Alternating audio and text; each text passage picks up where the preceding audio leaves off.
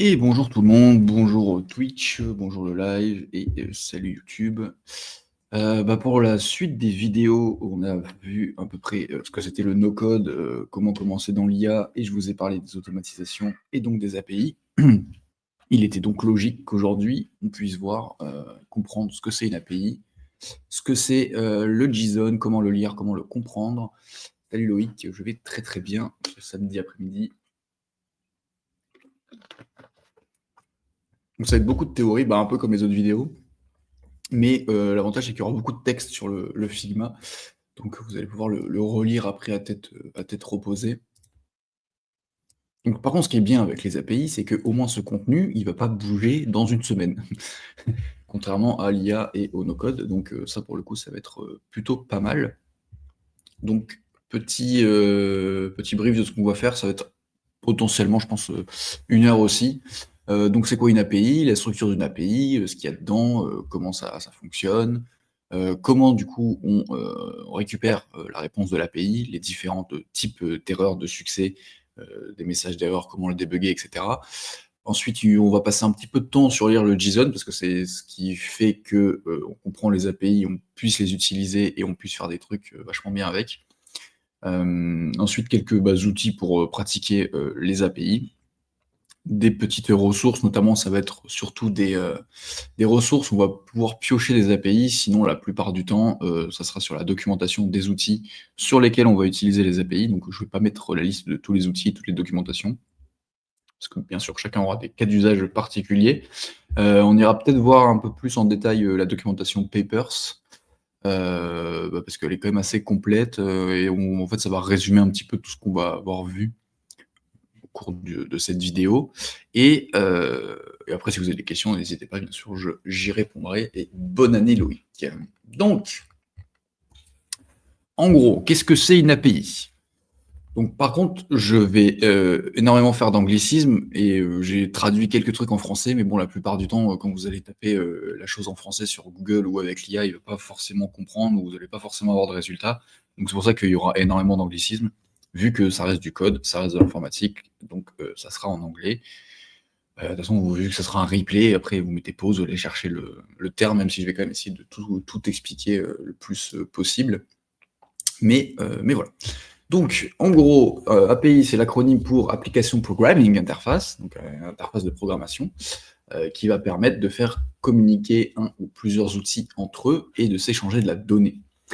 Je vous ai mis un petit exemple ici, c'est-à-dire, par exemple, récupérer la donnée d'un site, donc Papers, donc il y a un site pour avoir toutes les données entreprises, immobilières et financières, et qui va permettre comme ça de ressortir, un peu comme l'API Sirène du gouvernement, mais je la trouve un peu plus d'actualité, un peu plus facile à prendre en main, Papers, et on va récupérer les données d'entreprise pour potentiellement les stocker dans notre Airtable. Donc on peut imaginer un flow où dans votre base Airtable, vous avez des entreprises, des contacts, et plutôt que de le faire à la main, d'aller regarder sur Papers, de récupérer le SIRET, le sirène, le code NAF, le numéro de TVA, etc.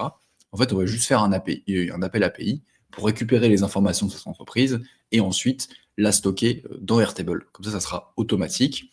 Et peut-être je pourrais vous montrer aussi à la fin, j'avais déjà fait ce flow-là avec Fillout. Donc en gros, la personne s'inscrit sur une première page de mon formulaire et plutôt que de rentrer toutes ces informations, moi je demande uniquement le SIRET. Une fois que le formulaire il est soumis, ça envoie un webhook et ça fait un appel API à Papers avec le numéro du SIRET. Ça me renvoie toutes les réponses dont j'ai besoin.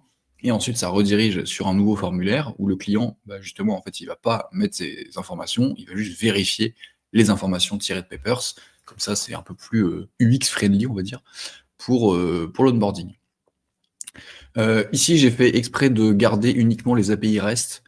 Le D d'API, le L d'API, le I d'API, interface. Interface. Donc oui, j'ai mis volontairement l'API REST parce qu'en fait, il existe plusieurs API, notamment le GraphQL qui a été créé par Facebook, mais pour tous les outils no-code et pour les IA, on s'en servira jamais. Peut-être que ça viendra dans d'autres vidéos. Si jamais on fait du Web Studio ou avec des CMS headless genre Strapi, Directus, ce genre de choses, là, on devra utiliser du GraphQL, mais pour le moment, on va pas du tout s'en servir. Donc vraiment, API REST, c'est le format le plus utilisé sur toutes les applications. 90% des applications l'utilisent, c'est vraiment le plus simple et le plus commun. Après, je vous fais un petit schéma de comment ça fonctionne. Et juste, donc le langage en fait qui va permettre d'analyser une API, de comprendre les API et d'échanger les données, ça s'appelle le JSON, donc c'est un dérivé du JavaScript. Donc c'est JavaScript Object Notation, et ça permet de structurer et lire facilement la donnée avec un format qui ressemble à ceci. Donc c'est forcément une clé et une valeur. Donc par exemple, la clé, ça peut être le nom, et la valeur, ça peut être, je sais pas, Dupont. On peut faire nom complet, où ça va être John, Jean Dupont. Juste le prénom, ça va être Jean, juste le nom, ça va être Dupont, etc. Donc pour que vous puissiez bien comprendre comment ça fonctionne, ici je vous ai pris l'exemple d'un restaurant. Vous voyez qu'il y a du budget maintenant, en épisode, on met des petites illustrations. Donc, vous arrivez au restaurant, vous vous installez, et généralement, quand vous arrivez dans un restaurant, vous avez un serveur qui arrive vous voir comme ça. Il va vous filer un menu. Hop. Le menu, vous l'ouvrez, vous choisissez le plat que vous souhaitez. Ensuite, une fois que vous avez choisi votre commande, vous la redonnez à ce serveur. Ce serveur, il va repartir en cuisine. Il va donner les instructions, donc c'est-à-dire que ces deux personnes souhaitent une entrée, un plat, un dessert. Le chef va les concocter. Hop, du coup, le menu il est parti. Et une fois que ce chef a fini de cuisiner, il va apporter le plat au serveur. Et ensuite, le serveur va le redonner au client, et le client va pouvoir manger. Voilà à peu près comment ça fonctionne une API. Donc c'est l'analogie la plus simple et la plus compréhensible en fait pour comprendre une API. C'est vraiment demander une information, le serveur va aller récupérer cette information et vous la délivrer. Si on prend l'exemple d'un site internet, quand vous allez cliquer sur un article de blog par exemple, bah, du coup ça va aller charger dans le serveur l'article de blog en question que vous souhaitez voir, et ensuite ça va vous répondre la page à laquelle contient l'article de blog. Ensuite, la structure d'une API. Bon, là, il y a un petit peu plus de contexte et d'informations, donc il va falloir un petit peu suivre. Donc généralement dans une API, c'est comme dans une base de données, vous avez quelques verbes à connaître. Ici, il y en a 4. En fait, au final, il y en a un petit peu plus que ça, mais ceux qu'on utilise le plus, ça va être les 4 ici. Donc le premier c'est get, c'est pour récupérer de la donnée sur un site, enfin, sur l'API, donc c'est pour lire de la donnée, donc read en anglais. Ensuite post, pour créer de la donnée, donc l'écrire, write. Put ou patch, c'est pour modifier de la donnée, donc mettre à jour la donnée qui existe déjà. Et ensuite delete, supprimer la donnée. Donc voilà, tout. À chaque fois, j'ai mis ces codes couleurs-là parce que dans les documentations API, c'est généralement ces couleurs-là qui sont mis en avant. Et donc si on revient, on reprend l'analogie du restaurant, en gros ce qui se passe, c'est que quand le serveur il va arriver avec son petit menu ici, les clients, eux, vont faire en fait un get sur le menu avec du coup le code. Donc ça va être le JSON qui va se passer. Donc, par exemple, les informations entrée, menu, plat, dessert, etc. Du coup, ça va rentrer dans la requête get pour le menu. Ensuite, lui, il retourne là-bas. Il va du coup envoyer un post, parce que du coup, en fait, il va écrire, façon de parler, hein, mais il va écrire du coup qu'il faut créer des plats. Donc pareil, ici, on va y avoir du JSON à l'intérieur. Et une fois que c'est ça, ben, en fait, tout ce code-là, il va aller repasser directement ici au client pour du coup récupérer les informations et notamment le plat. Donc ça serait un petit peu comme ça qu'on pourrait l'imager en mettant du coup les verbes sur l'API. Ensuite, comment ça fonctionne et à quoi ça ressemble une API. Donc comme je vous ai dit, vu que c'est des données qui transitent via navigateur souvent, on va du coup toujours utiliser des requêtes HTTP, comme le rajouter ici.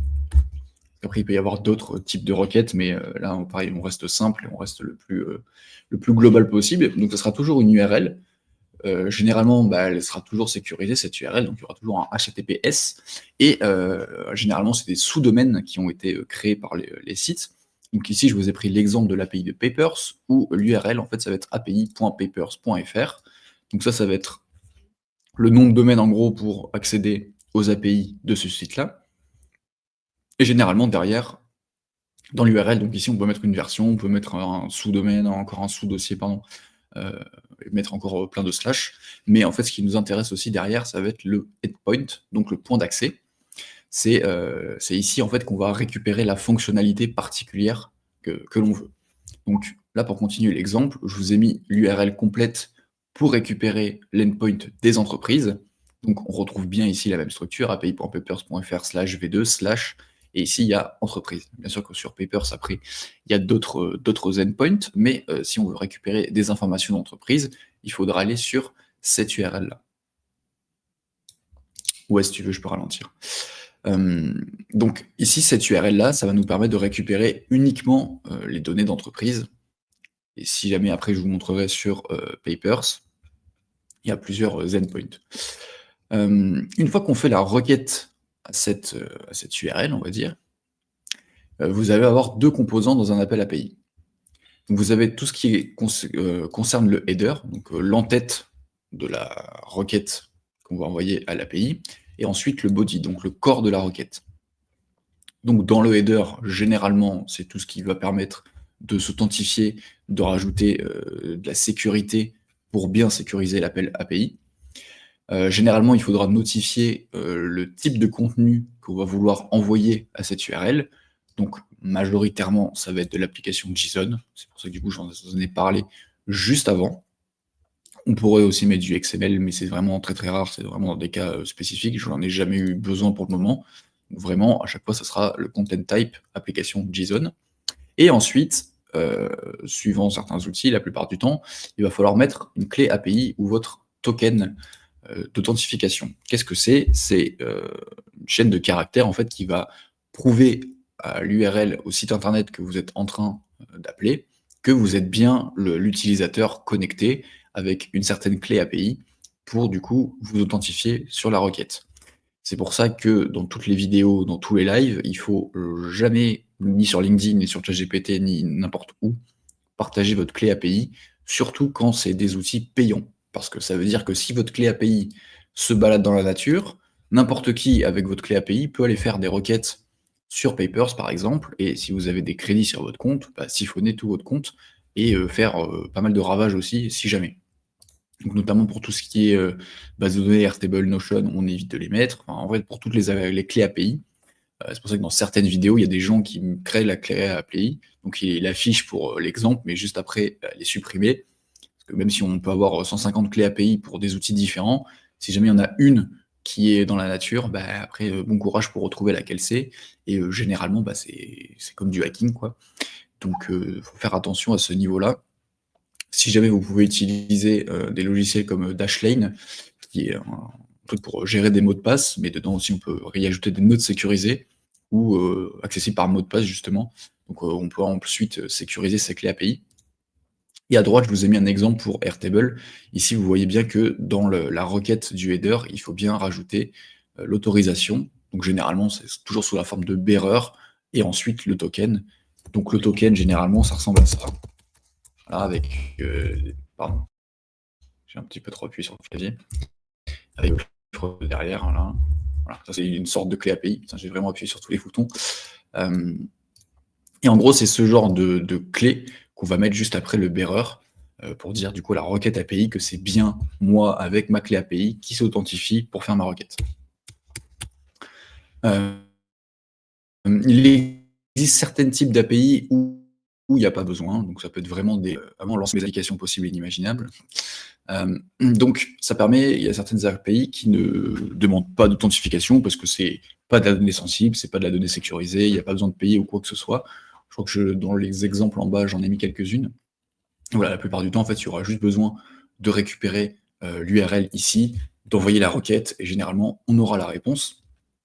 Et ensuite, quand on va faire cette requête-là, on aura besoin de mettre ce qu'on appelle des paramètres dans le corps de la requête, donc toujours sous forme de JSON. Et ça va permettre d'affiner certaines requêtes, ou que pour certains endpoints, ils aient besoin de paramètres précis. Notamment, si on reprend l'exemple de Papers, en fait, si on fait juste un endpoint entreprise, soit on veut récupérer toutes les entreprises en France pour des usages particuliers, soit on a vraiment besoin d'avoir l'entreprise précise. Et justement, dans Papers, un des paramètres requis, parce que vous avez certainement souvent des paramètres obligatoires pour établir la requête, ça sera le SIRET ou le SIREN de l'entreprise. Si vous n'avez pas cette requête-là, en fait, la requête, elle va jamais s'exécuter. Tandis que si vous mettez un SIRET qui est valable, bah forcément, ensuite, ça va aller regarder dans la base de données, et du coup, ça va récupérer le numéro de sirène et ensuite toutes les informations depuis ce numéro de sirène. Donc ensuite, ça va nous permettre aussi de filtrer certains champs parce que si on n'a pas le numéro de sirène, on pourrait par exemple regarder toutes les entreprises qui ont un code 9 particulier, par exemple tout ce qui est service aux personnes, dans le 13, dans le 06, à Paris, etc., etc. Et tout ce genre de paramètres, elles se composent par deux types de données. Donc vous avez les données type primitive, donc ça va être tout ce qui est du texte, donc ça s'appelle un string en anglais, des numbers, donc des nombres, des dates, boolean si c'est vrai ou faux, ou nul, c'est quand on n'a pas de data ou qu'on ne la passe pas, donc c'est pour éviter de mettre un champ vide, parce qu'en fait on ne peut pas forcément mettre en JSON du vide, donc c'est pour ça qu'ici on va utiliser le nul, pour dire qu'en mode, bah ici on n'en a pas besoin, mais certains champs, des fois, ils sont obligatoires, mais on n'a pas forcément la data, on n'a pas forcément envie de l'avoir, donc potentiellement, des fois, on pourra mettre du nul. Et ensuite, sur ces données en JSON, on va pouvoir le faire en deux façons. À chaque fois qu'on va créer un premier objet avec des données primitives à l'intérieur, ça s'appelle un objet. Ensuite, si c'est une chaîne de données primitives dans un objet, ça s'appelle un array. Donc à chaque fois, ça sera clé-valeur. Donc ici, je vous ai mis un exemple. Donc la clé, ça va être le nom, et la valeur ici, ça va être John Doe. Mais t'inquiète Loïc, et après ça sera en replay, hein, tu pourras mettre pause et reprendre bien comme il faut toutes les informations. Donc ici à droite, je vous ai mis un petit exemple sur Airtable, où en gros, la donnée composée, ici, ça va être un objet qui va s'appeler records, et à l'intérieur de ce records, il va y avoir des champs qui sont délimités par le fields ici, et ensuite dans ce fields-là, je vais avoir du coup une clé qui va s'appeler adresse, la valeur, ça va être cette adresse-là, le nom de l'adresse ici, la valeur ici, si ça a été visité, donc une information visitée oui non, donc ici le true or false, c'est ce qu'on appelle le boolean, donc ici true et false. Ips true false. Donc ça va permettre en fait de dire si, généralement c'est utilisé pour, toutes les, cases à cocher. Donc, si c'est, coché, ça va être, true. Si c'est pas coché, ça va être false. Et ensuite, sur le deuxième objet, ça va être encore des champs et là, ça va être, un autre type d'objet, toujours pareil avec, une adresse, mais ici, on voit bien qu'il n'y a pas forcément le visited et donc du coup, tout ça, c'est objet 1 field et objet 2 field. À l'intérieur de ces champs, vous avez l'adresse et le nom. Ça ressemble à ça. Bien entendu qu'après, il va y avoir un petit peu plus de détails pour bien délimiter le JSON, mais en gros, ça c'est vraiment la base de la base de la base de la base pour comprendre une API. Donc à chaque fois, une URL d'accès, généralement au site internet. Dans cette URL-là, on va avoir du coup des endpoints. Donc ça peut être des entreprises, ça peut être des sites, ça peut être pour créer des bases de données, ça peut être pour créer des champs, ça peut être pour faire plein de choses dessus. À l'intérieur de cette requête, on va avoir du coup le header avec tout ce qui est les authentifications, les clés API, les tokens, etc. Et ensuite, dans le paramètre, il va y avoir tout ce que je viens de vous dire, toutes les données en fait qu'on souhaite envoyer ou on souhaite récupérer directement dans l'API. Ensuite, une fois que on envoie cette requête, donc si par exemple j'envoie ma requête Papers V2 entreprise avec un numéro de SIRET, quand la requête est terminée, l'API va nous rendre une réponse. C'est ce qu'on appelle les réponses API. Généralement, quand on fait bien le truc, c'est en vert. Donc ici, en fait, je vous ai mis 4 types de codes d'erreur ou de codes de succès qui vont dire que votre réponse a été bonne ou pas. Donc généralement, quand vous avez un code 200, c'est que ça a fonctionné. Donc c'est toujours ce qu'on cherche à faire, hein, c'est toujours d'avoir une requête réussie. Le plus souvent que celle que vous allez voir, ça va être le 200, parce que du coup, c'est quand on veut reprendre de la donnée. Donc typiquement, si on va faire un appel papers à entreprise, qu'on a bien mis tous les champs, le SIRET, les paramètres, etc., et que la requête est OK, qu'il n'y a pas de problème avec le serveur, la réponse, ça va être un 200 pour dire que OK, ta requête a bien été authentifiée, on a eu tous les paramètres, et du coup, ta réponse, voici ta réponse en code 200. Ensuite, vous en avez d'autres. 201 pour la création quand on fait un post, 202 quand c'est accepté, mais qu'il faudra faire un truc plus tard, ou 204, c'est quand il y a, du coup, quand on fait une suppression, généralement c'est pour dire ok, ça a été supprimé, mais il ne va pas nous renvoyer de la donnée, vu qu'en fait on a supprimé de la donnée, c'est juste pour valider le fait que la suppression a été envoyée. Ensuite, ici vous avez des codes 300 de redirection. Ça, c'est quand c'est un peu plus. Enfin, généralement, le code 301, c'est le plus connu, mais c'est généralement sur des sites internet. Quand on fait des migrations de sites, par exemple, d'un WordPress à un Webflow, à un Framer, d'un Webflow à n'importe quel site, si jamais vous avez des URL qui changent et que vous, sur le site, c'est pas possible de remettre la même URL ou que vous allez optimiser le SEO, généralement, il faut faire des redirections 301 pour que quand on va marquer l'ancienne URL, ça arrive bien sur la bonne URL. Ensuite, le code 302, 304, pareil, c'est quand c'est temporaire ou modifié. Pour le coup, les 302, 304, j'en ai jamais eu, donc c'est vraiment des cas précis. Mais généralement, voilà, vous allez toujours avoir 301, 200, et c'est genre de code 200. Ensuite, les erreurs qui vont nous casser les couilles, c'est les erreurs d'erreur, justement, c'est les réponses d'erreur. Généralement, les erreurs 400, c'est quand il y a un problème dans votre requête, donc ça peut être soit que vous avez mal écrit l'URL, mal écrit l'endpoint, que la clé API, il manque des chiffres ou qu'elle n'est pas bonne, que vos paramètres, ils sont pas bons, que vous avez oublié une virgule, que vous avez oublié une accolade, que vous avez oublié de mettre un crochet, tout ce genre de choses. Généralement, dans la réponse, quand les API sont bien faites, il va toujours vous mettre un petit message d'erreur de pourquoi ça ne fonctionne pas. Et après, quand vous tombez sur des API où il n'y a pas de réponse, bon courage. Mais généralement, il y a toujours au moins un petit message d'erreur qui va vous permettre de vous aiguiller pour votre débugage. Donc ici, le bad request, c'est vraiment quand ça ne marche pas.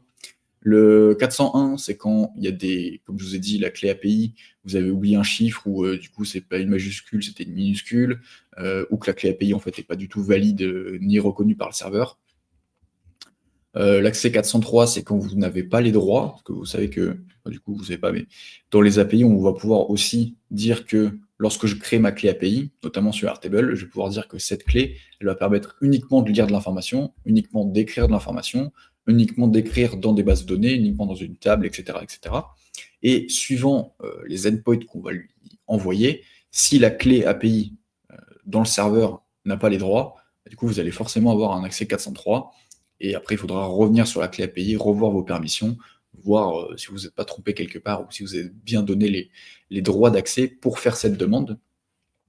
Le 404, c'est l'erreur la plus connue sur Internet, c'est quand la ressource n'existe tout simplement pas. Donc ça peut être le cas si la documentation n'a pas été mise à jour depuis un long moment, et donc que l'URL n'existe tout simplement pas. Donc après, il faudra peut-être revoir votre endpoint, ou si c'est par exemple, si on reprend l'exemple de Papers, peut-être que là, la V2, ça va passer en V3, et que la documentation n'a pas été mise à jour pendant peut-être une journée, ce qui n'y arrivera jamais, mais peut-être que du coup, il faudra passer en V3 plutôt qu'en V2, mais dans tous les cas, le message d'erreur vous le notifiera.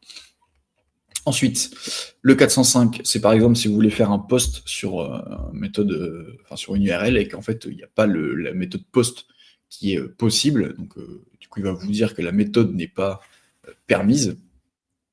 Bon, en fait, vous allez simplement faire du get et pas du post. Conflict, j'ai jamais eu le cas, mais c'est qu'il doit y avoir un problème. Et 429, ça j'ai beaucoup eu le cas, c'est quand tu fais trop de requêtes. Généralement, les forfaits API, ils vous autorisent à faire par exemple 10 requêtes par jour, 100 requêtes par jour, 1000 requêtes par mois, 10 000 requêtes par mois, 100 000 requêtes par an, etc. etc. Et du coup, si vous dépassez ce quota-là, en fait, tout le reste, même si votre clé API elle est bonne, même si votre URL elle est bonne, votre appel API est bon, si vous avez juste dépassé le quota et que le serveur dit que en fait, là vous êtes au 1001e requête et que votre plan c'est juste 1000, forcément, il va y avoir un petit problème là-dessus. Ou alors, si c'est pas un problème de quota, c'est que vous avez mis trop de requêtes à la minute. Que généralement aussi, vu que c'est des requêtes serveurs, que ça coûte de l'argent de faire tourner des serveurs, il y a certaines applications API qui mettent, par exemple, vous avez le droit à genre, je sais pas moi, 10 appels toutes les 2 minutes, 10 appels par minute, 10 appels par seconde, 1000 appels par minute, etc. etc. Et si jamais, c'est surtout quand on fait beaucoup de scrapping et d'automatisation vraiment sale, à certains moments, le serveur il dit non, là, faut faire faut calmer la chose parce que le serveur ne peut pas suivre ou que c'est juste après pour de la sécurité. Pour les erreurs 500, donc ça, généralement, c'est des problèmes qui viennent du serveur, c'est pas forcément de vous. C'est juste que le serveur ne peut pas communiquer, tout simplement. Donc, typiquement, sur un site internet, le plus connu, c'est en 503. C'est-à-dire que quand vous essayez d'accéder au site, en fait, le site est en ligne, mais le serveur a un problème, du coup, il peut pas du tout afficher les données de ce site. Donc, généralement, c'est toujours les erreurs 500 là-dessus. Le 504, vous allez certainement l'avoir si vous faites des requêtes avec une IA et que vous lui mettez trop de prompts, trop d'informations, trop de contexte ou je ne sais quoi. Généralement, en fait, le temps. Parce que il y a certains serveurs qui disent par exemple on va autoriser une requête de maximum 1 minute. Si ça fait 61 secondes, du coup, timeout et il faudra refaire la requête. Typiquement sur le modèle O1 de ChatGPT, vous allez beaucoup l'avoir ce truc parce que c'est pas que c'est pas encore au point, mais c'est que suivant la complexité de la requête, des fois ça peut faire passer le timeout. Donc c'est pour ça qu'il faut faire attention. Et des fois, il faut simplement juste retenter l'appel API et des fois ça passe. Et sinon, l'erreur 429 fait par appareil connecté pour l'ensemble des utilisateurs connectés à l'application. En fait, ça dépend de comment est configuré en fait le serveur. Parce que généralement, si c'est par utilisateur connecté, ça veut dire que c'est une attaque DDoS, mais ça c'est pas forcément une API. Mais genre imaginons que tu essayes de scraper, je sais pas moi, Le Bon Coin. Imaginons qu'ils aient une API publique, hein, c'est pas le cas, mais que du coup tu veux, je sais pas moi, récupérer 1000 annonces d'un coup, peut-être qu'en fait le serveur il est juste capable de t'envoyer que 10 requêtes d'un coup, et toi quand on te demande 1000, en fait du coup il va y avoir trop de requêtes, et ça va juste bugger. Mais des fois il faut juste attendre 1 minute, 2 minutes, 5 minutes. Bon, des fois tu peux te faire ban, mais c'est rare, les applications où tu te fais ban. Mais ça permet en fait de délayer les requêtes au serveur que il crache pas, quoi, tout simplement. Mais après oui, tu peux faire des attaques DDoS en 429 et du coup en fait c'est beaucoup de bots ou beaucoup d'ordinateurs qui font les mêmes requêtes API à tout le monde, et du coup, ça va envoyer des erreurs 409 à tous ceux qui font des appels API, parce qu'en fait, le serveur est en surcharge. Ça peut aussi faire ce genre de choses. Ici à droite, du coup, je vous ai mis un petit screen de Airtable. Quand vous avez une réponse valide en 200, donc ça, c'est par exemple quand on a fait, hop, juste au-dessus, la requête ici pour créer nos enregistrements et nos champs. Ben, en fait, ici, il va nous dire, OK, bah, voici la 200, c'est-à-dire qu'elle a été acceptée, et ici, on a bien l'heure à laquelle ça a été créé, les champs sur lesquels on a voulu créer, envoyer de la donnée, leur ID qui a été sorti, et le deuxième ID. Oui, en fait, ça dépend de l'abonnement, et ça dépend surtout que si l'entreprise elle autorise certaines requêtes ou non. Typiquement, si tu vas sur Airtable, attendez, il faut que je partage l'autre écran. Hop, j'arrive. Regarde, si par exemple tu prends Airtable /pricing, donc ça charge.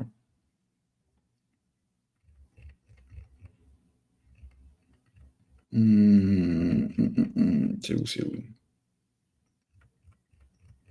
Non mais c'est pas là, je suis con. Genre là, typiquement, tu vois, nombre d'appels API par mois, sur le plan gratuit, tu peux en faire que 1000, donc là, si t'en fais 1001, il peut y avoir une 429. Mais sinon, c'est surtout là-dedans, rate limit.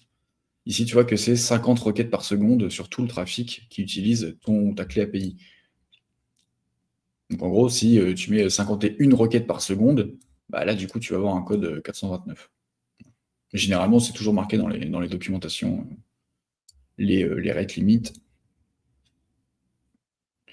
Mais après, c'est surtout, en fait, des fois, tu vas pas forcément aller sur le rate limit, mais quand tu vas faire les erreurs, après, tu vas dire, bon, peut-être que je lis avant ce qui se passe. Et du coup, ça permet de faire ça. Ensuite, une fois qu'on a compris que on fait un appel API, un endpoint, qu'on a besoin des headers, qu'on a besoin des paramètres, une fois que la requête elle est bonne ou pas bonne, on a une réponse avec des codes particuliers. On va attaquer le gros morceau en fait qui m'a fait quand même péter des plombs quand j'ai commencé à démarrer les API, les automatisations, c'est le JSON. Mais ce qui est bien, c'est qu'en repréparant la vidéo, je me suis dit que c'est pas si compliqué en fait. C'est juste que c'est quand même, faut quand même prendre le temps de l'écrire, beaucoup le lire, et ensuite on comprendra assez rapidement. Mais c'est vrai que en fait, c'est pas, vu que ça reste quand même du code, c'est pas du langage naturel, même si c'est un langage qui essaye. C'est pour ça que les GAFAM et certaines grosses IA comme ChatGPT, leurs apps sont buggées. C'est pas forcément que c'est buggé, c'est juste qu'en fait, vu que c'est des applications qui sont beaucoup utilisées, eux se doivent de quand même mettre certaines limites pour pas abuser certaines utilisations illégales ou quoi de leur serveur, ce qui est totalement logique.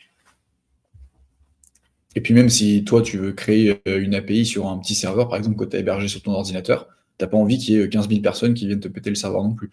Donc comme ça, tu mets des limit rates pour que ton serveur il tienne la route et que tu puisses quand même l'utiliser. Donc, ici, sur le JSON, donc, on retrouve bien les données primitives que je vous ai dit ici et les données composées. Donc on va faire un par un pour que vous compreniez bien. Donc à chaque fois, le JSON il s'ouvre entre accolades. Ok, donc c'est d'abord accolade ouverte. Ensuite, vous mettez votre première clé. Donc ici, ça va être le nom. La nomenclature, généralement, c'est toujours le point. Donc c'est toujours la clé et la valeur. Il y a toujours des guillemets ici. Ok. Si jamais vous voulez mettre des espaces, vous faites jamais ça et un autre caractère. Vous mettez toujours un underscore ici. Donc là, en fait, ça serait plutôt non complet. Okay. Si vous écrivez comme ça, il risque d'y avoir des erreurs. Il y a certains outils qui arrivent maintenant à le gérer, mais pour éviter tout problème, vous mettez toujours un underscore. Voilà, comme ça, au moins, vous êtes sûr. En fait, le underscore va faire comprendre au code que c'est un espace que vous demandez, et non pas un caractère vide comme ça. Parce que des fois, ça peut être encodé, ça va vous faire des trucs bizarres, donc vraiment underscore pour tout ce qui est espace. Ensuite, une fois que vous avez fini votre clé, vous fermez la guillemets, vous rajoutez toujours les 2 points, que du coup, une fois qu'on a la clé, on va appeler la valeur. Et ensuite, la nomenclature, c'est toujours un espace après le point. Ouvrez la guillemets, je mets la valeur ici. Et pour le coup, Quand c'est la valeur, on s'en fout de mettre des underscores, parce qu'ici, on va pouvoir mettre beaucoup de texte, par exemple, et on va pas écrire, par exemple, un article de blog avec que des underscores qui remplacent les espaces. Donc sur la valeur, c'est pas obligatoire de rajouter ce type de caractère, mais pour la clé, c'est obligatoire. Et ensuite, si je veux passer du coup une autre clé et une autre valeur, il faut toujours mettre la guillemets. Que là, si je mets tout à droite, vous voyez que là, j'ai juste ma clé de date départ et ma valeur, mais vu que j'en ai pas une deuxième en dessous, il n'y a pas besoin de mettre une virgule ici. Et là, vous voyez, pareil, pour les nombres, il y a toujours, en fait, là, vu qu'il y en a trois, bah, il y a une virgule qui va appeler la deuxième valeur, et une autre virgule qui va appeler la troisième. Sauf que vu que j'en ai pas une quatrième, on ne met pas de virgule, juste on va fermer l'accolade ici. Donc ça, c'est pour tout ce qui est texte. Tout ce qui est nombre, si jamais vous utilisez des décimales, ne mettez pas de virgule, du coup, mettez un point qui va permettre de délimiter la décimale, parce que du coup, la virgule est faite pour agréger plusieurs clés-valeurs, d'accord? On peut utiliser aussi les nombres négatifs. Et l'avantage, c'est que, enfin pas l'avantage, c'est que les nombres, vous n'avez pas forcément besoin de le mettre entre guillemets. Par contre, si par exemple, on avait un exemple de, je sais pas moi, code postal typiquement. Hop, ici. Si je mets un code postal comme ça, c'est une valeur texte en fait. Si par contre, je mets pas les guillemets et que je mets ça, bah, du coup, ça va être le chiffre 64 799. Si je mets les guillemets, c'est du texte qui dit 64 799. Donc ici, il faut faire quand même attention. Quand on met des nombres, pas forcément besoin de guillemets, sinon en fait le nombre se transforme en string. Donc ici, ça c'est un string, et là, c'est un nombre. Ok, nombre, string. Ensuite, tout ce qui est booléen, donc en gros c'est tout ce qui est vrai ou faux. Pareil, il n'y a pas besoin de mettre de guillemets. Si vous mettez des guillemets ici, ça devient un string, et sans les strings, sans les guillemets, ça devient juste un booléen.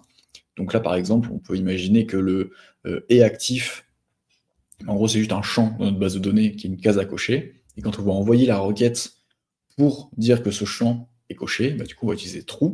Et pour compte vérifier, on va du coup l'envoyer décoché. Du coup, on va mettre faux, vrai et faux. Et ici, toujours pareil, on met une virgule pour dire qu'il y a une deuxième clé-valeur qui arrive.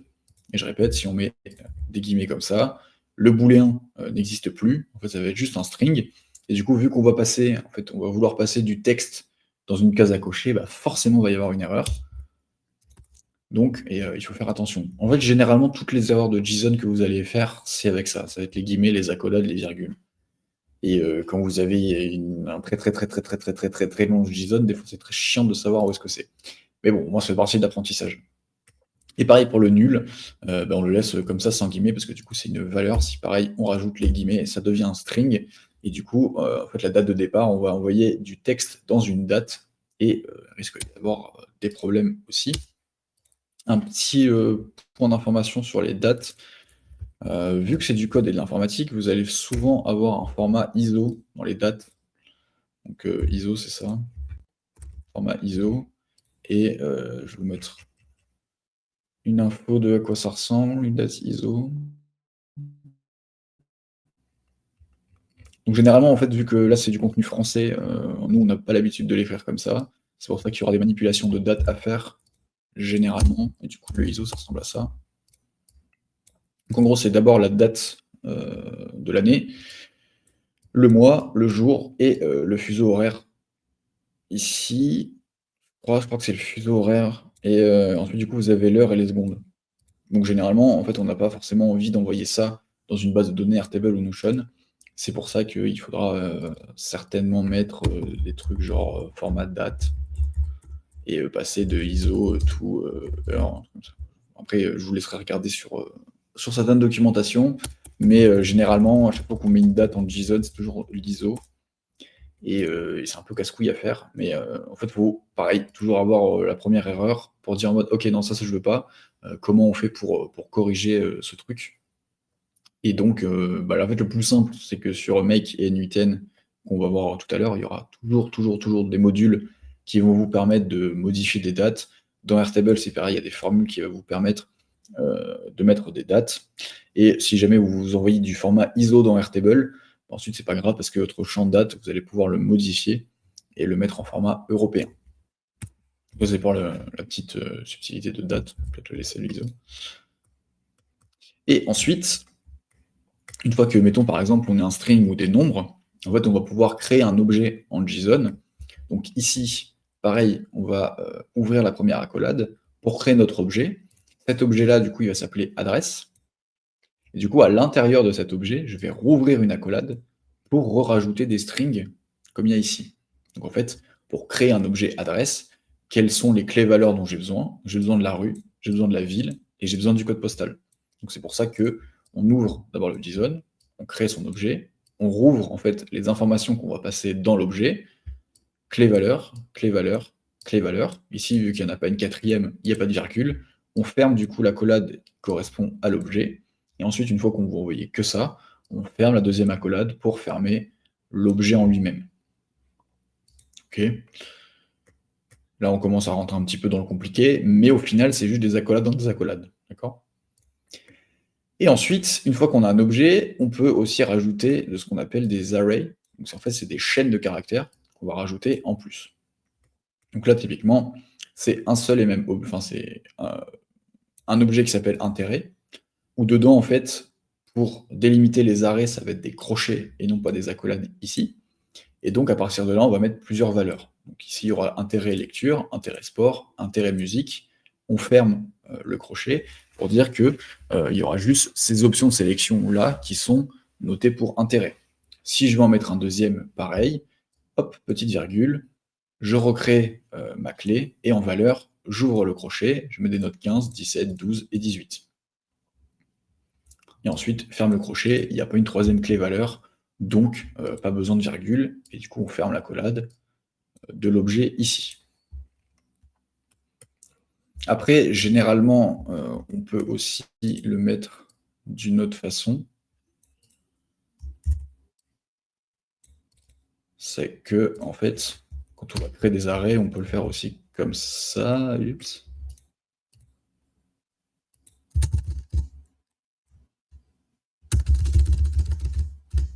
Enfin, en gros, après, on peut le lire comme ça, quoi. Bon, là, vous m'entendez bourriner le clavier, mais bon, des fois, l'IA va le faire à votre place. Du coup, là, après, on peut fermer. Voilà.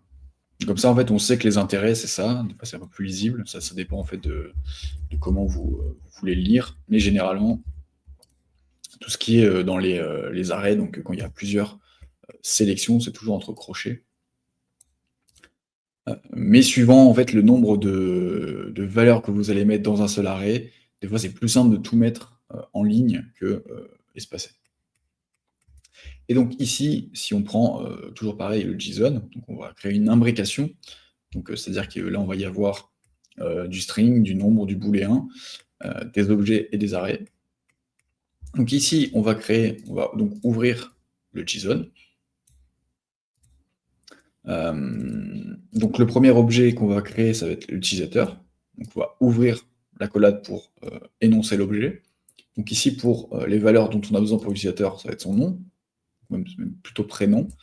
Ici, on a Marie. Vu qu'il y a une deuxième valeur, petite virgule, on va déclarer son âge, 28. Donc là, il n'y a pas de guillemets parce que du coup, c'est bien un nombre. Je répète, si on met entre guillemets, du coup, on va passer un texte et pas un nombre. Et ensuite, dans ce même objet utilisateur, j'ai besoin d'avoir des informations sur son adresse. Donc ici, vous voyez bien que on va créer du coup un arrêt avec le crochet. On va rouvrir ici. On va rajouter le type, donc qui est son domicile, la ville qui est Lyon. On va fermer ici. Donc cet objet-là, étant donné que je veux appeler aussi d'autres valeurs, hop, virgule, on rouvre une accolade. Le type de cette adresse, ça va être un travail, et la ville, ça va être Paris. Donc je sais que pour cet utilisateur-là, elle aura plusieurs adresses, un domicile qui est Lyon, et un travail qui est Paris. Donc ensuite, on ferme l'objet adresse ici, Et ensuite, j'ai besoin de rappeler d'autres éléments actifs, donc c'est vrai, et préférence, je n'en mets pas. Pareil, si je mets ici, ça reste un string et du texte. Si j'enlève les guillemets, c'est bien de cocher en fait actif et préférence, bah, pour le moment, on n'en a pas, donc on déclare une variable nulle et ensuite on ferme la collade qui est du coup celle-ci et ensuite on vient refermer tout le JSON comme ça. Voilà à peu près comment, ça fonctionne le JSON et ça, c'est un truc un peu plus compliqué, mais ça reste toujours la même chose. Ici, on a un nom, une description, certains champs, donc du coup, dans les champs, vu qu'il y aura plusieurs objets à l'intérieur, on crée un arrêt. Dedans, on va ouvrir la collade, on va mettre un nom, un type, une description.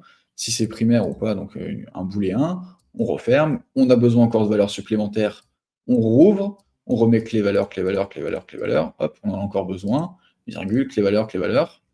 Ici, option choix, pareil, un arrêt, clé valeur, clé valeur, clé valeur, clé valeur, clé valeur, hop, on referme, etc., etc. Donc ça sera toujours ça, la nomenclature en fait du JSON. Et juste par contre, je viens de penser, je vais vous mettre un lien qui va permettre de vérifier si les JSON sont bons. Ici. Merde, je l'ai mal mis. Donc là, si par exemple, je prends cette imbrication-là, que je le passe dans mon JSON, et que je fais valider, il vient bien me dire que le JSON est valide. Si par exemple, vraiment par exemple, ici, on oublie de mettre la virgule, en fait, là, vous voyez que là, ça change de couleur. En fait, quand c'est marron, on sait très bien que c'est une clé valeur. Si par contre, on ne met pas ça, ici, si on fait valider le JSON, il dit que c'est invalide, qu'il y a un problème sur la ligne 7, donc c'est ici. Et du coup, là, il dit bien qu'on a besoin d'une virgule, sauf que lui, il récupère du texte. C'est pour ça que c'est très pratique quand on commence à écrire du JSON, de toujours le passer là-dedans. Comme ça évite de faire des bêtises. Là, pareil, si vous voyez, si je le passe entre guillemets, du coup, le booléen ne devient plus bleu, mais devient vert, donc un string. Et pour tout ce qui est nombre, là, vous voyez que c'est du vert foncé et pas du vert clair. Si par exemple, je remets, hop, entre guillemets, bah, du coup, ça revient comme du texte ici. Voilà, ça c'est un petit site vraiment utile pour permettre de voir si votre JSON est valide ou pas. Donc du coup là on peut refaire le test avec ça. Comme ça on va voir si Claude il sait faire du JSON. Voilà, on valide JSON, déjà on commence bien. Parce que du coup, bah, j'en sais rien. Mais c'est bien parce que c'est l'IA qui me l'a fait. Donc c'est cool. Hein. Alors moi je crois qu'il y a juste besoin de faire ça. Et non. Donc des fois, voilà. Ça c'est une IA qui me l'a faite. Donc je sais que là si je l'avais passé dans N8N, et ben j'aurais eu une erreur. Donc après il va falloir le redébugger. Mais parce qu'en fait, je crois que c'était pour N8N, donc du coup, il y a des trucs un peu particuliers, mais enfin bref. Là, vous voyez que ça marche bien, du coup, qu'il y a des erreurs. Je vais pas le débugger parce que c'est chiant à faire, mais vous avez compris l'idée, quoi. Ensuite, maintenant qu'on sait faire un appel API, qu'on sait enfin lire le JSON, les trois outils les plus connus que vous allez utiliser en fait en no-code, tout simplement, ça va être Make, donc ici le plus connu, ou pour faire les requêtes API, vous allez utiliser le module HTTP.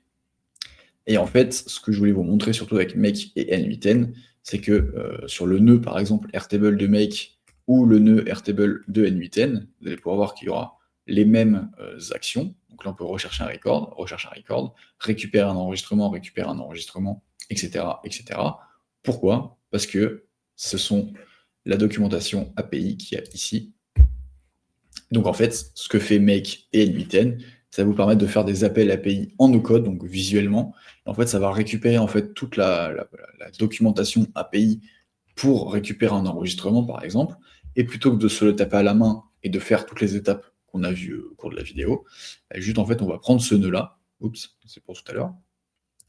Ça va juste prendre en fait toutes les documentations API, les requêtes API que vous avez besoin de faire sur ces outils, plutôt que de le faire en manuel ici, en HTTP. En fait, ces outils sont si populaires, c'est que en fait, ça permet de faire des appels API facilement. sans forcément faire tout le truc à la main, comme je vous ai montré en haut. Mais pour être beaucoup plus à l'aise sur Make et Admiten, c'est quand même beaucoup mieux de savoir que tout ce qu'on fait sur Make et Admiten, ben, en fait, on fait ça. Hein. Du coup, on crée de la donnée, on récupère de la donnée, on va sélectionner un endpoint particulier, on met tel et tel paramètre, etc. Et du coup, ça permet de faire ce genre de choses. C'est pour ça que du coup, ça s'appelle des outils no-code ou outils de programmation visuelle. Donc ici, par exemple, si je vous prends l'exemple de N8N, donc pour faire la requête API à Papers, là on voit bien que j'ai bien mis l'URL api.papers.fr/v2/entreprise. Et ce qui est bien, c'est que dans N8N, là vous voyez qu'en fait j'ai bien mis mes paramètres de token, de clé API, etc. C'est juste que bah, je ne l'ai pas affiché publiquement parce que, bah, en fait, là, si je vous mets la clé API et que la vidéo elle reste sur YouTube pendant des années, bah, tout le monde pourra aller récupérer tranquillement ma clé API et faire des trucs. Donc c'est pour ça qu'elle est cachée. Mais en tout cas, elle est bien mise à l'intérieur, sinon je ne pourrais pas faire ces requêtes. Ici, vous pouvez voir que les paramètres du SIRET, donc en fait, c'est au moins l'information la plus importante pour faire un appel API à Papers, c'est bien le SIRET que je vais récupérer sur un nœud, justement. Et enfin, un dernier outil qui s'appelle Postman, qui est lui aussi complètement gratos, qui est plus pour faire du développement, je dirais, mais c'est exactement toujours la même manipulation. Vous allez du coup créer une requête HTTP, mettre l'URL, donc ici ça va être une URL du gouvernement, parce on a quand même la chance en France d'avoir de l'open data, donc c'est de la data ouverte par le gouvernement, et ça permet généralement de communiquer avec des jeux de données du gouvernement via API. Donc ici c'était quand je leur faisais les cours d'API à Rocket School, donc on a utilisé la recherche entreprise, et du coup le paramètre, ici vous voyez que c'est un petit peu différent de Papers, c'est juste qu'en fait le paramètre de l'entreprise que l'on souhaite, c'est juste un Q, donc en plus ça se retrouve dans l'URL ici, la value c'est Rocket School, donc ensuite ça se met dans l'URL, la page c'est la page 1, et par page j'aimerais bien voir 10 résultats. Donc, en gros ça va me sortir tous les jusqu'à 10 entreprises qui s'appellent Rocket School. Et là, on peut voir, en fait, vu que c'est une API ouverte, j'ai pas forcément besoin de rajouter une clé API, de rajouter des tokens d'authentification, etc., etc. Donc c'est pour ça que je vous ai dit tout à l'heure, il y a des API ouvertes et des API privées. Et si on va faire un tour sur la partie gouvernementale, qui sont les ressources ici. Donc là, il y en a 345 de disponibles. Ici, si on voit par exemple les API en accès restreint, vous allez voir certaines API, notamment tout ce qui est les données URSAF aussi, je crois. Je sais plus où c'est. Je crois qu'il y a un truc URSAF.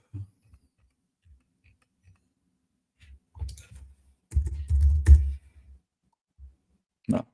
Et alors, en fait, ça, ce sont des API qui nécessitent du coup une authentification où on doit s'enregistrer, envoyer des documents, etc. C'est pour ça que certaines applications type Abi, Conto, Pennylane, ce genre de choses, en fait, toutes les applications qui permettent de connecter les déclarations en automatique, en fait, ils ont fait, eux, la demande à l'API, donc certainement soit payer, soit faire je ne sais pas quoi. Mais c'est pour ça qu'en fait, c'est pas mis à disposition pour tout le monde pour faire sa déclaration. C'est pour ça qu'il y a certains services en fait qui utilisent que des API pour vous faire payer du coup le coût de ce service pour faire en automatique vos déclarations.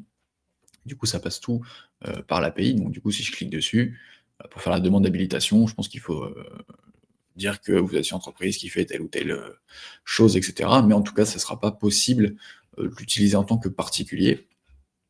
C'est pour ça que dans le champ ici de modalités, il va pouvoir vous mettre, si vous voulez, les API restreintes ou ouvertes à tous.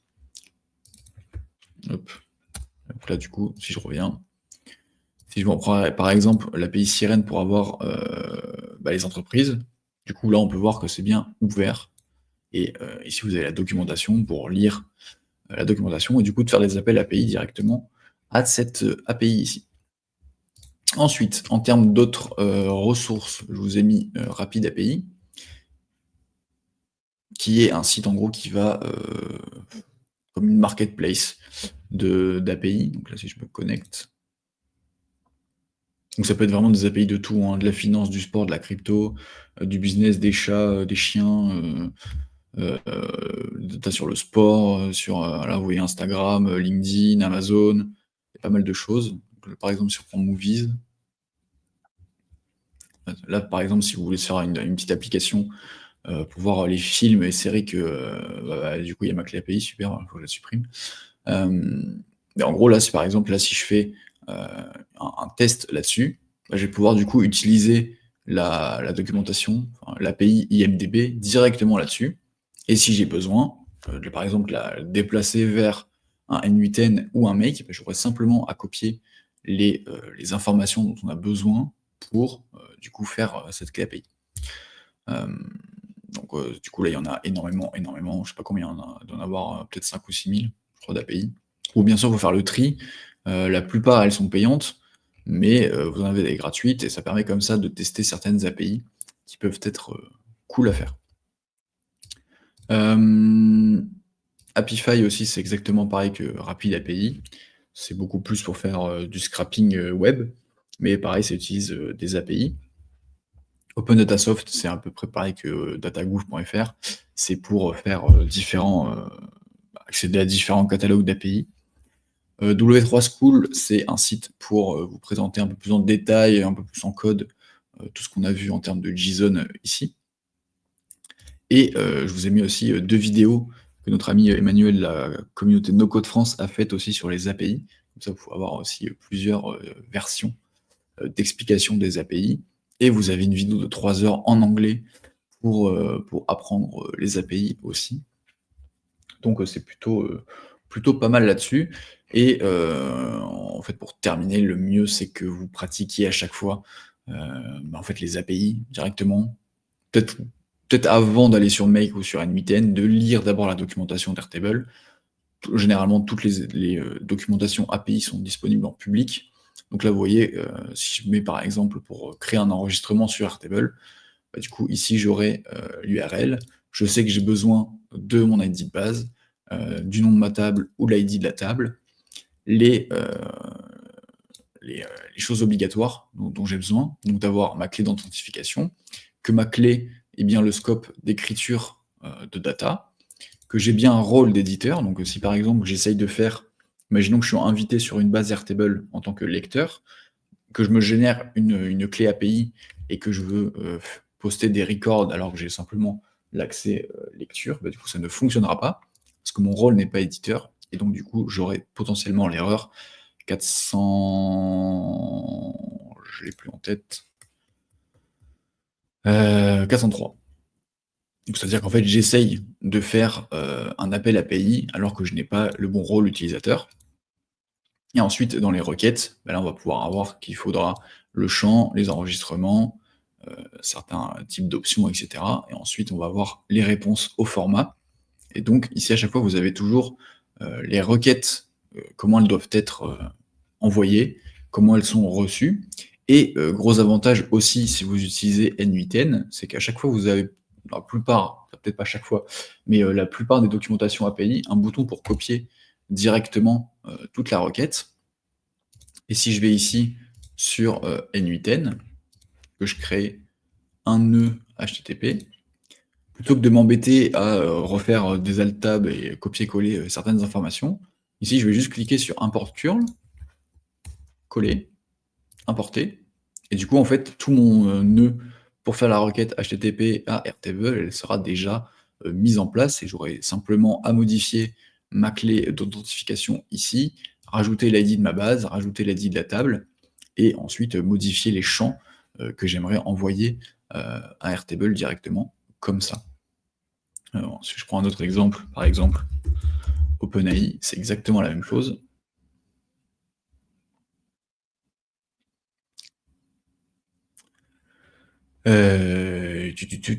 API. Donc là, si par exemple je veux faire un appel API à ChatGPT, pareil, ici je vais avoir du coup ce dont j'ai besoin pour faire ma requête API. Donc ici, ce qui est bien, c'est que là, ils vous disent bien que on a besoin, enfin le message est requis, le modèle est requis avant de faire n'importe quelle requête API. Et du coup, ici, on va pouvoir lire et comprendre un peu comment ça fonctionne quand on fait des requêtes à ChatGPT. Et pareil ici que vous voyez, j'ai toujours ce petit bouton pour copier-coller. Bon là, le site s'y rame, mais hop.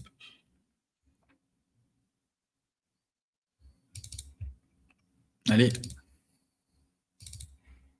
Je vais couper quelques liens.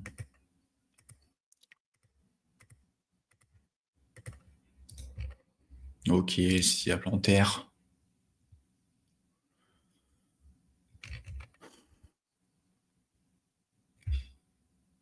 Oh.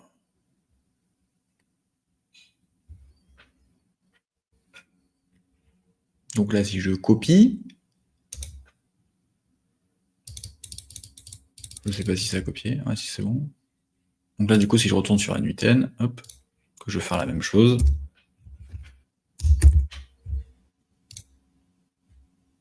Importer, paf, coller, et importer.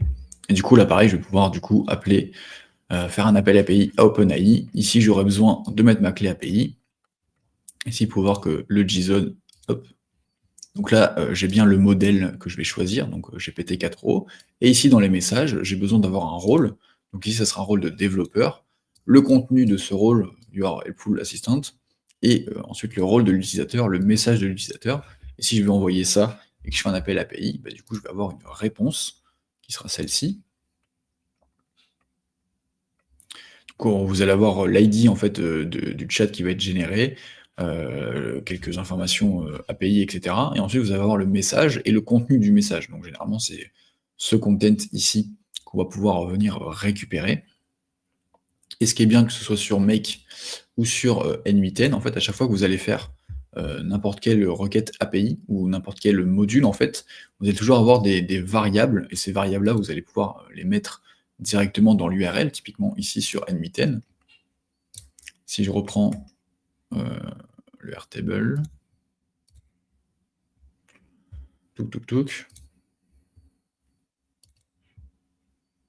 si je reprends Airtable ici, vous voyez qu'en fait le base ID et le table ID, en fait, si j'avais un nœud juste avant, message, c'est où tac, tac. Si par exemple je tape un message ici, si je fais chat, coucou. Ah putain, mais je l'ai pas connecté à une ça merde, ça n'a pas marché. On va le faire comme ça. On va faire un truc plus simple.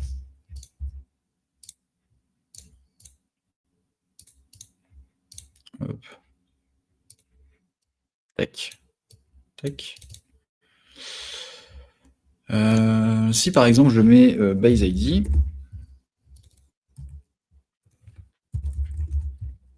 et que je mets tac, que je teste l'étape, donc du coup ici j'ai bien une information, et si je veux la passer dans N8N en fait, pour par exemple, plutôt que d'utiliser base ID, en fait ça marchera pas, que j'ai besoin de la bonne ID, ben, je vais simplement prendre le nœud d'avant, prendre mon ID et de le mettre à la place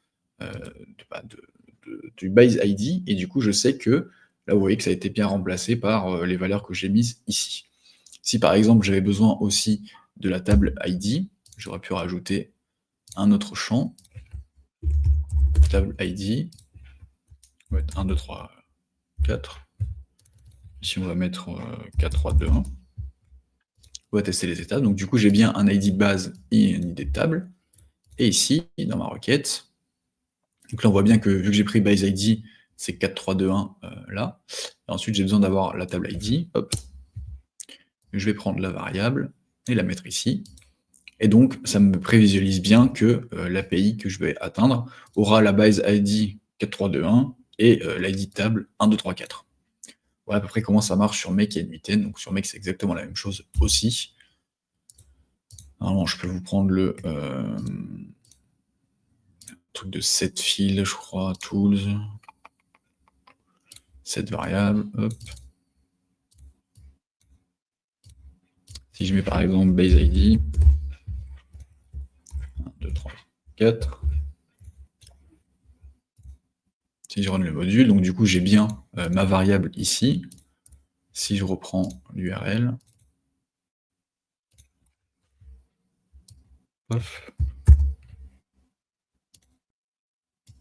que je le mets là-dedans, donc du coup c'est exactement la même URL, et moi j'ai besoin de passer, du coup, je déteste Make pour ça.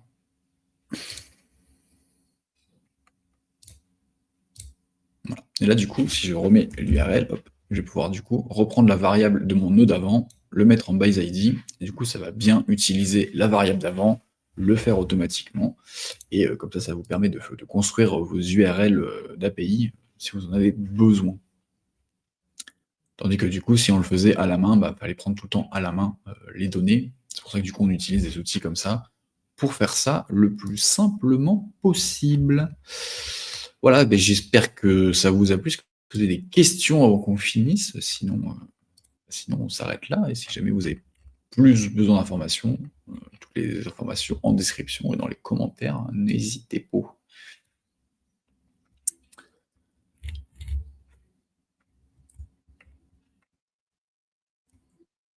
Tant mieux si ça t'a plu, Loïc. Et oui, j'avais peut-être été un petit peu vite, mais t'inquiète pas, il y aura le replay.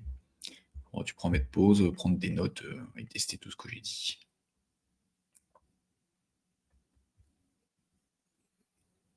Si vous n'avez pas d'autres questions, bien je vous laisse et je vous dis à une prochaine pour un prochain stream de Code France ou prochaine vidéo. Ciao, ciao!